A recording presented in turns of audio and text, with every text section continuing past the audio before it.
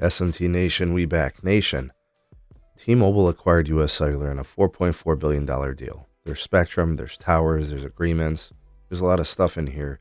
But I want to answer the question is, does this transaction fuel rural wireless and fiber? Is that going to be the reason why this deal gets approved by regulators? At least that's what T-Mobile and US Cellular are going to tell you. Let's analyze that. Let's scrutinize that. Link for the article from Dano Light Reading will be provided down in the description. Ways to support us can be found there as well. Please do like and share this video. Subscribe if you're new here. And turn on the bell notifications to never miss an upload from the SMT. All right, pretty big transaction, $4.4 billion. US Cellular selling wireless assets to T-Mobile. In this deal, T-Mobile gets millions of customers. T-Mobile gets a tower lease agreement to get access to new sites they previously didn't.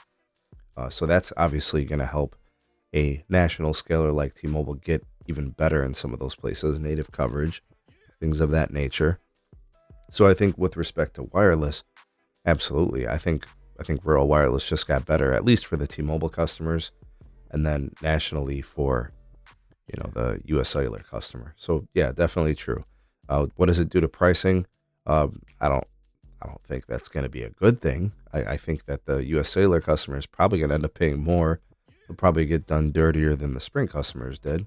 But we know how the business goes, right? The other angle to this is US Cellular. What are they going to do now? I think the focus for them becomes home broadband even more so. All right, so you're going to see a dedication to fiber. They're going to have some cash. The wireless spectrum assets that T-Mobile acquires, the payments will be used to reinvest in the business. All right, so they'll be doing more fiber, and I think fixed wireless access will continue. Since they're still going to have wireless spectrum, they can operate in unlicensed, waves as well with respect to like CBRS and other things and millimeter wave. So there's other options for them there. It depends how they want to play it. Maybe T-Mobile wants to operate those things. I don't know. There's always options.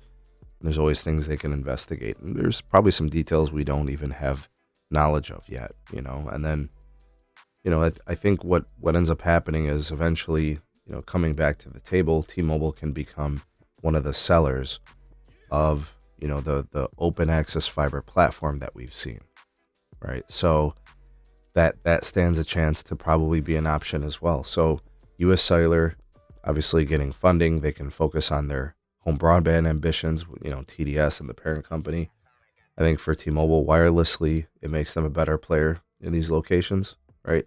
I think T-Mobile is going to have a pretty strong case that this does help rural wireless with respect to networking and fiber, with US Cellular and TDS now kind of being that regional dedicated home broadband focus, allows them to be a more efficient business. They wanted nothing to do with wireless anymore, right? So I think in that respect, this acquisition does kind of hold weight in respect to those things.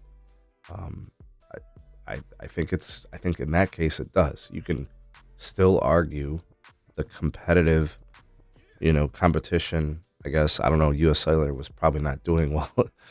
I mean, they made out pretty good in this transaction. I do think T-Mobile overpaid for some things, but I think strategically they were willing to do so because they were able to kind of be a little, ahead of the curve with respect to, wireless assets. AT&T and Verizon potentially coming in for the rest. But yeah, what do you guys think? Do you agree with my position? Disagree? What's your take on it with respect to, this whole thing for rural wireless and fiber? Does it fuel those situations? Sound off in the comment section below. You all the voice of the people, the SMT Nation. Let your voice be heard.